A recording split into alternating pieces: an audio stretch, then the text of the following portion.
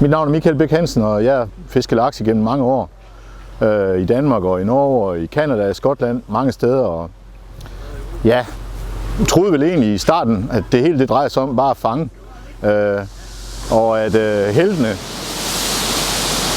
det var jo dem, som fangede masser af laks. Men efter jeg er gået ind i vandplejen her, inspireret af Torben Tinggaard, så har jeg fundet ud af, at det drejer sig om, det er ikke hvor meget man tager, men hvor meget man giver. Over i området derovre, der skal 5 cm mere ind. Vi står her ved Kærbæk, og Kærbæk er et vandløb, som så mange andre vandløb i Danmark, der er påvirket af menneskelig indgriben. I dag er vi i gang med at lave noget vandløbsrestaurering. Vi er i gang med at lægge gydegrus ud. Det er et forsøg på at bringe vandløbet op i en bedre naturtilstand og tilbage mod noget, der er mere oprindeligt end den tilstand, vi har i dag. Og her er vi i Sejbæk, hvor vi prøver at løsne det grus, vi har lagt ud. Det er lagt ud for en 4-5 år siden det her. Men hver år, så skal vi nødt til at grave det igennem, fordi det sander til, så fisken de kan gyde i det. Og samtidig prøver vi at lade nogle planter blive, sådan at der er noget til ynglen at vokse op i. Og vi prøver at skabe så stor biodiversitet som muligt. Og det er vigtigt, at vi gør det hver eneste år, for ellers så får ørren ikke noget ud af det, hvis der er så meget sand. Og det skal vi gøre alle steder, hvor vi har lagt grus ud. Ellers har det ingen værdi. Lystfiskerne i Danmark laver et meget stort arbejde, et meget stort frivilligt arbejde med at restaurere vandløb. Det er i 10.000 vis af frivillige timer, der hvert år bliver lagt i Danmark.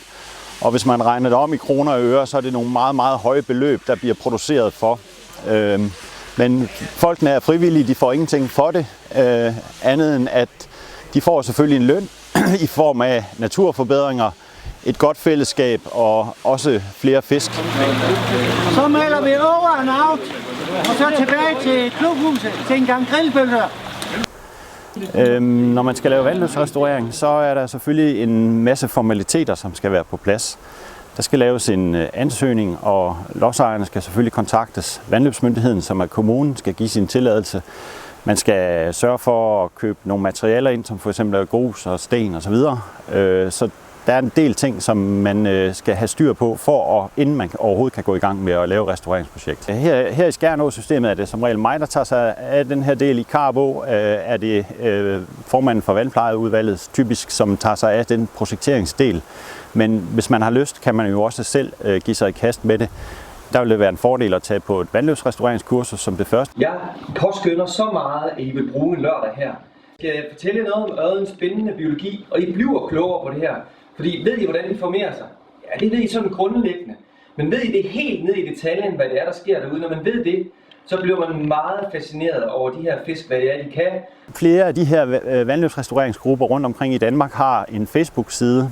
Det er der også her for Skjernå-systemet, der hedder den Spidserne, og for Karbo er der også Karbo Vandpleje, og andre steder er der nogle andre sider.